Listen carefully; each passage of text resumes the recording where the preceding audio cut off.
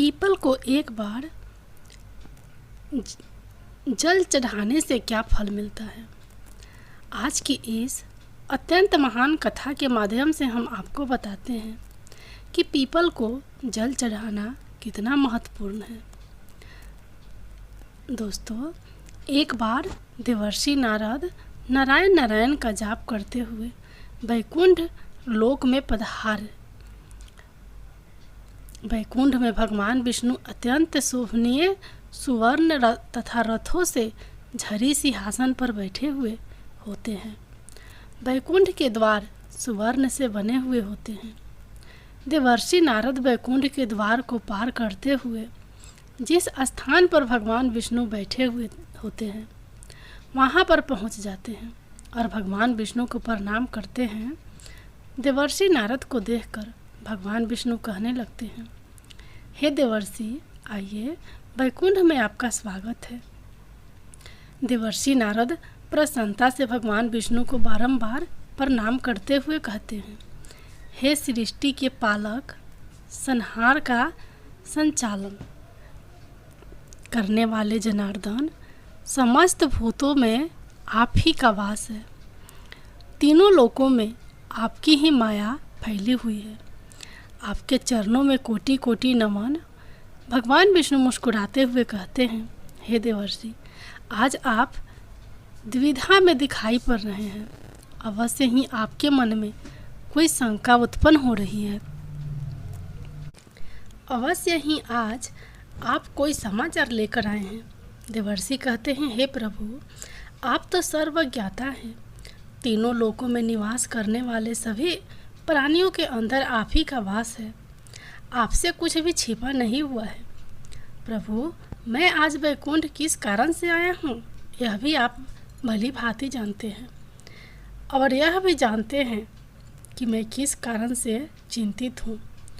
भगवान विष्णु कहते हैं, हे देवर्षि, मैं जानता हूँ कि आप चिंता में क्यों हैं और आपकी इस अवस्था को मैं समझता हूँ। आज आप जिस शंका को दूर करने के लिए आए हैं वह समस्त मानव जाति के कल्याण के लिए ही है। इसलिए आप निसंकोच होकर पूछिए। फिर देवर्षि नारद कहने लगते हैं, हे प्रभु, मैंने आज कुछ मनुष्यों को पीपल का वृक्ष तोड़ते हुए देखा है। वह वृक्ष बहुत पीड़ा में था और मनुष्य बिना सोचे समझे ही पीपल के वृक्ष को तोड़ रहे थे। हे प्रभु, पीपल में तो आप ही का वास है। आप ही ने कहा है कि वृक्षों में आप अस्वस्थ हैं, तो फिर मनुष्य ऐसा पाप क्यों करते हैं। मैं यह भी जानना चाहता हूँ कि पीपल के वृक्ष को जल देने से मनुष्य को कौन सा फल मिलता है। पीपल को जल कब देना चाहिए, किस दिन इसकी पूजा करनी चाहिए। भगवान विष्णु कहते हैं, हे देवर्षि, आप सत्य ही कहते हैं। वृक्षों में मैं पीपल हूँ। पीपल के वृक्ष में मेरा ही वास है। पीपल के महत्व को बताने से पूर्व मैं आपको एक प्राचीन कथा सुनाता हूँ। इस कथा के माध्यम से आपको आपके प्रश्नों का सभी प्रश्नों का उत्तर मिल जाएगा। जो भी मनुष्य इस कथा को एक बार सुन लेता है उसके सारे पाप नष्ट हो जाते हैं। जो इसे बार बार सुनता है उसके सभी दुख दूर होते हैं और उसे धन धान्य की प्राप्ति होती है। पीपल के महात्मा की इस कथा का प्रचार जो करता है उसे विष्णु लोक की प्राप्ति होती है। देवर्षि कहते हैं, हे प्रभु, इस कथा को सुनने की मेरी तीव्र इच्छा हो रही है। आप जल्दी से इस महान कथा को मुझे सुनाइए। मैं इसे ध्यान से पूरा सुनता हूँ और इसका तीनों लोकों में प्रचार करता हूँ। श्री हरि कहते हैं, हे देवर्षि, प्राचीन काल में एक अत्यंत शोभायमान नगरी थी जिसका नाम नदी ग्राम था। उस नगरी में पुष्कर नाम के एक श्रेष्ठ ब्राह्मण रहा करते थे। सदैव ही धर्म के अनुष्ठान में लगे रहने वाले, सभी पशु पंछियों की सेवा करने वाले थे।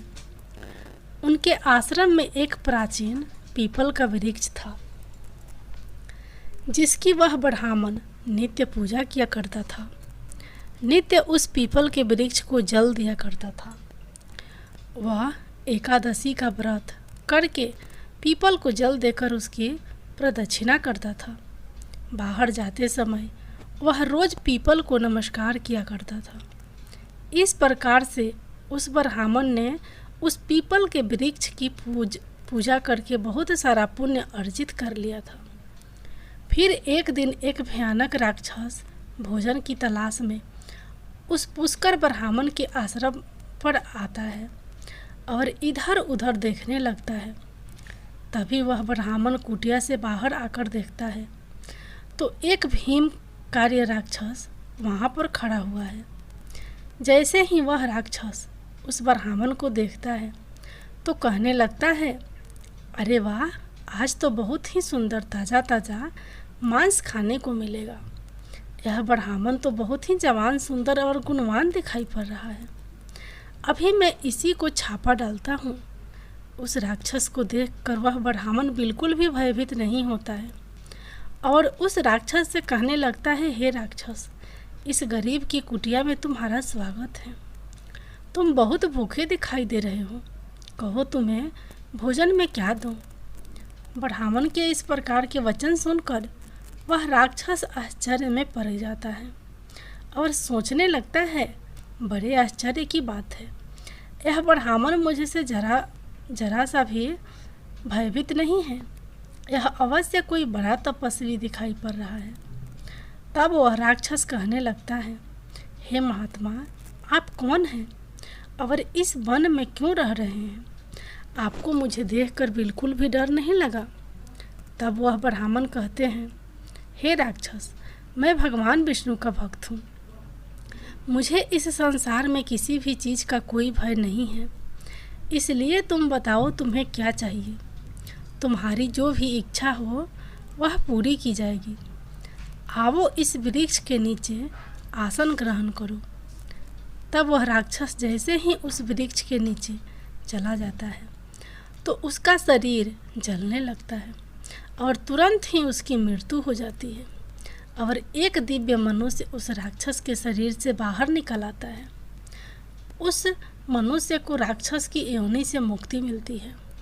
वह मनुष्य बड़ा ही प्रसन्न हो जाता है और उस ब्राह्मण से कहने लगता है, हे ब्राह्मण देवता, यह कैसा चमत्कार है।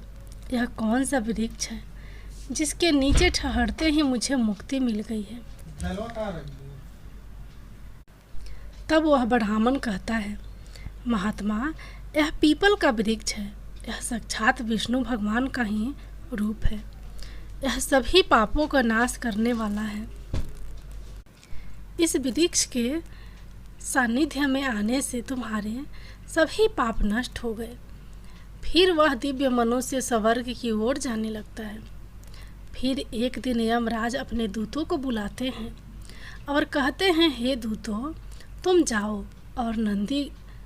और नदी ग्राम के निवास करने वाले पुष्कर नाम के ब्राह्मण को पकड़कर यहाँ पर लेकर आओ। यमराज का आदेश पाकर वे दूत यमलोक से धरती पर आते हैं और उस ब्राह्मण को जीवित ही पकड़कर यमलोक ले जाने लगते हैं। रास्ते में महात्मा पुष्कर उन दूतों से कहने लगते हैं, हे दूतों, तुम यह क्या कर रहे हो? मेरी तो मृत्यु भी नहीं हुई है और तुम मुझे पकड़कर यमलोक लेकर क्यों जा रहे हो? फिर वे यमदूत कहने लगते हैं, अरे ब्राह्मण, तू चुपचाप हमारे साथ चल।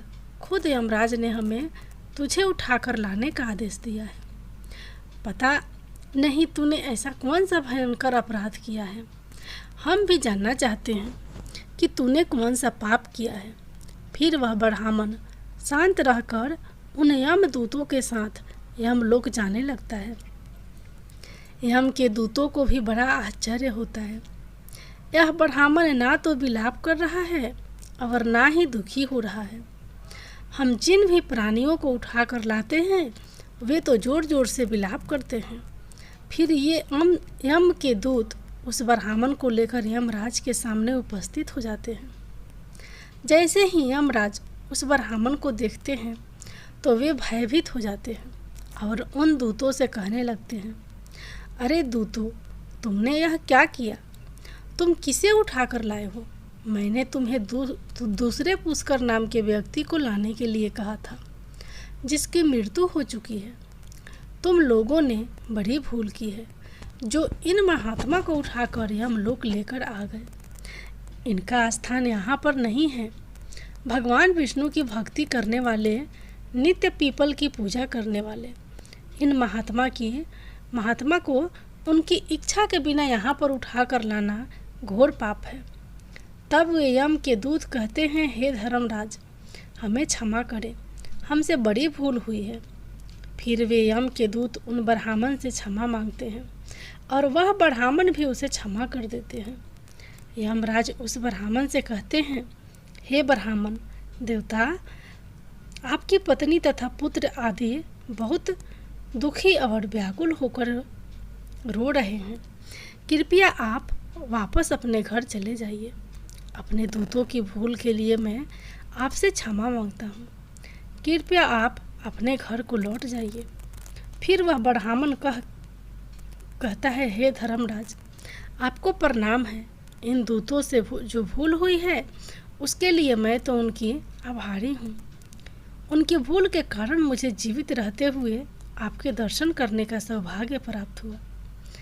ऐसा सौभाग्य बार बार किसे मिलता है? हे धर्मराज, मेरी आपसे एक विनती है। मैं संपूर्ण नरकों का दर्शन करना चाहता हूँ, जहाँ पर पापी मनुष्य को कष्ट भोगने पड़ते हैं। ब्राह्मण की बात सुनकर यमराज प्रसन्न हो जाते हैं और कहते हैं, ब्राह्मण देवता, ठीक है, अगर आपकी यही इच्छा है तो मैं आपकी इच्छा को अवश्य पूर्ण करता हूँ। फिर यमराज उस ब्राह्मण को समस्त नरकों का दर्शन कराने के लिए ले जाते हैं। उस पुष्कर ब्राह्मण ने देखा कि पापी जीव नरक में पड़कर कष्ट भोग रहे हैं। कोई सूली पर चढ़े हैं, कुछ प्राणियों को हिंस पशु खा रहे हैं, कोई तपिये कर रहे हैं, कुछ पापियों को कीड़े खा रहे होते हैं, कुछ पापियों को उबलते हुए तेल के घड़े में पकाया जा रहा है, कुछ पापियों को यम के भयंकर दूध पीला दे रहे हैं, अस्त्रों से उन पर प्रहार कर रहे हैं। कुछ पापी जमाने वाले अत्यंत शीत नरक में पीड़ा सहन कर रहे हैं, तो कुछ जलती हुई भयंकर अग्नि में गिरकर जोर जोर से विलाप कर रहे हैं। उन आत्माओं को दुखी और यातनाएं भोगते हुए देखकर उस पुष्कर ब्राह्मण को बड़ा दुख हुआ। वे उन कष्ट भोग रहे प्राणियों को कहने लगे, क्या आप लोगों ने पृथ्वी पर रहकर कोई भी पुण्य का काम नहीं किया, जिससे आप सभी को यहाँ नरक में आकर कष्ट भोगने पड़ रहे हैं, नरक में सजा भोग रहे हैं? उन प्राणियों ने कहा, हे विप्र, हम पापियों ने पृथ्वी पर कोई पुण्य काम नहीं किया था, इसी कारण से नरक में गिरकर सजा भुगत रहे हैं। हमने पराई स्त्रियों से बंधन बनाए, दूसरों के घर में चोरी की है, निष्पाप पशुओं की हत्या की है, दूसरों पर झूठे आरोप लगाए हैं, अतिथियों का अनादर किया है, भव्य विचार किया है। ऐसे अनेक पापों के कारण हम सभी नरक की अग्नि में दहक हो रहे हैं। हमने प्यासी गायों की बावली को तोड़ा है, दान धर्म करने वाले लोग को लूटा है। हमने कभी व्रत अनुष्ठान नहीं किए, अपनी स्त्रियों का त्याग कर दिया। हमने अपने मित्रों के साथ दगा किया है तथा झूठी गवाही देकर अनेक निष्पाप लोगों को फंसाया है। इन सभी घोर पापों के कारण हम नरक की सजा भुगत रहे हैं। फिर उस ब्राह्मण ने कहा, क्या आप लोगों ने कभी विष्णु भगवान का एक बार भी पूजन नहीं किया? इसी कारण से आप लोगों की ऐसी भयानक दशा हो गई है।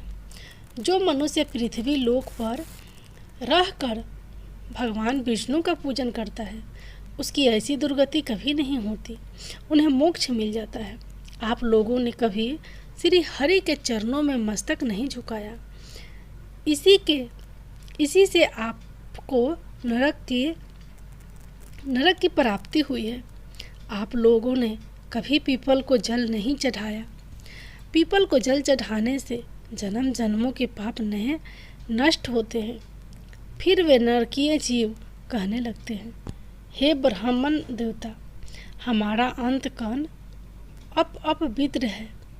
हम अपने पापों से भयंकर दुख भोग रहे हैं।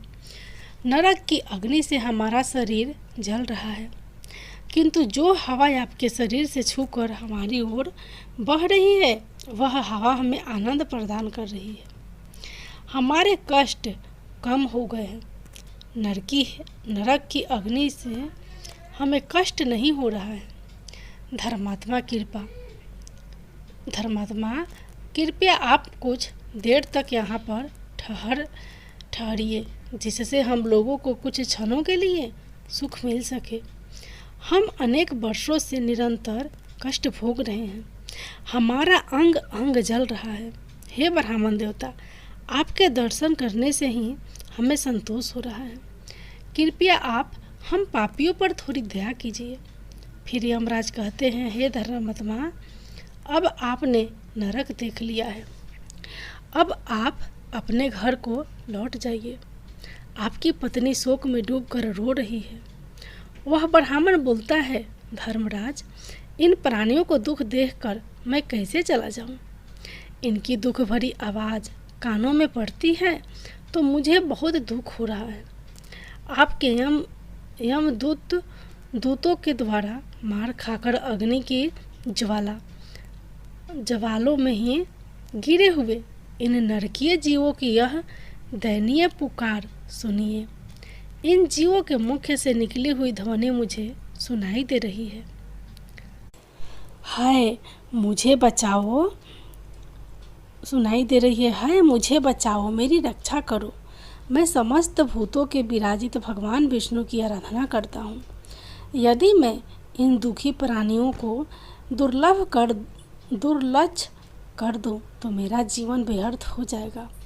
यमराज कहने लगते हैं, हे ब्राह्मण श्रेष्ठ, आपको इन पापियों की चिंता नहीं करनी चाहिए। यह सभी अपने अपने कर्मों का फल भुगत रहे हैं। हे ईश्वर ने ही इनके लिए इस दंड का प्रावधान किया है ताकि इनकी आत्मा की शुद्धि हो सके। आप इनके लिए कुछ भी नहीं कर सकते हैं। इन्हें नरक की सज़ा भुगतनी ही पड़ती है। लेकिन फिर भी वह ब्राह्मण ने नहीं माना और उसने उन नरकीय जीवों को मुक्ति दिलाने के लिए भगवान विष्णु से प्रार्थना करना शुरू कर दिया। वह ब्राह्मण भगवान विष्णु से प्रार्थना करते हुए कहने लगा, हे प्रभु, मैंने सच्चे मन से आपकी आराधना की है। हर क्षण आपके ही नाम का जप किया है।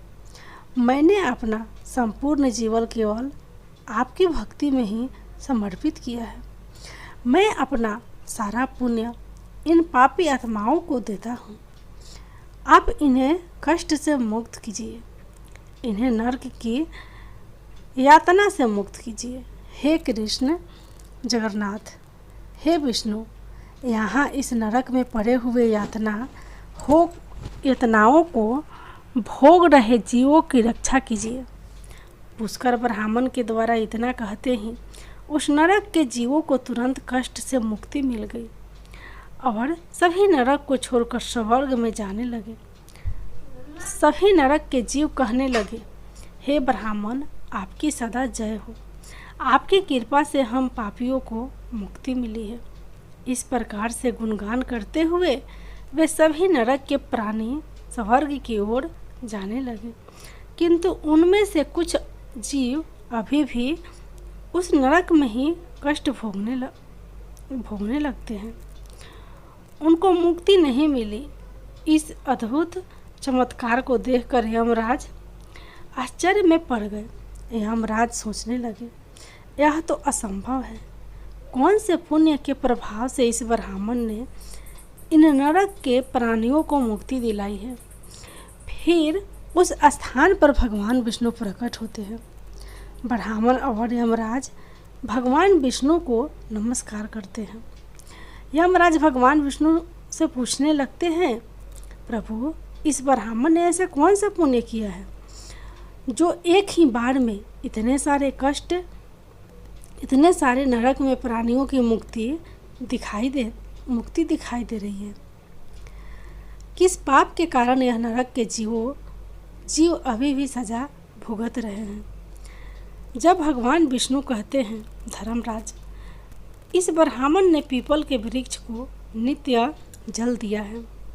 यह इतना बड़ा पुण्य आत्मा बन गया है कि इसमें नरक के जीवों को मुक्ति दिलाने का सामर्थ्य आ गया है। यह जो आज जीव अभी भी नरक में कष्ट भोग रहे हैं, उन मनुष्यों ने अपने पूर्ण जीवन पीपल के वृक्ष तोड़े हैं, इसी कारण से उनकी मुक्ति नहीं पाई है। जो मनुष्य पीपल को केवल जल देता है वह कभी नरक में नहीं जाता।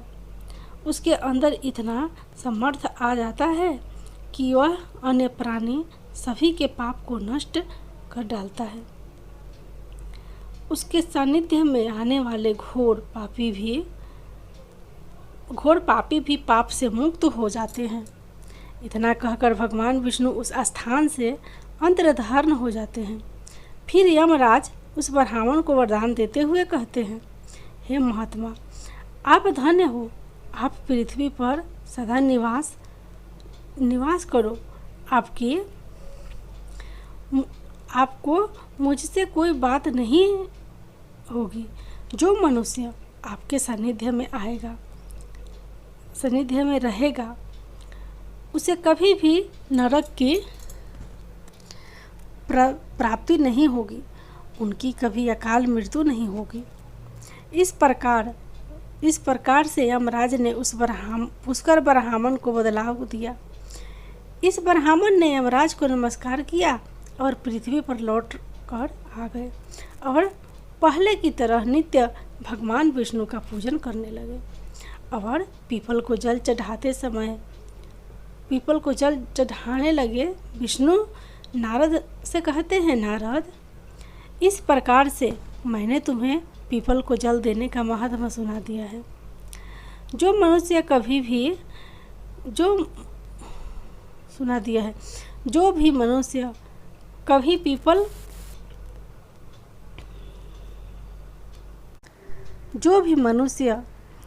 इस पुण्य कथा को सुनता है उसके समस्त पापों का नाश हो जाता है।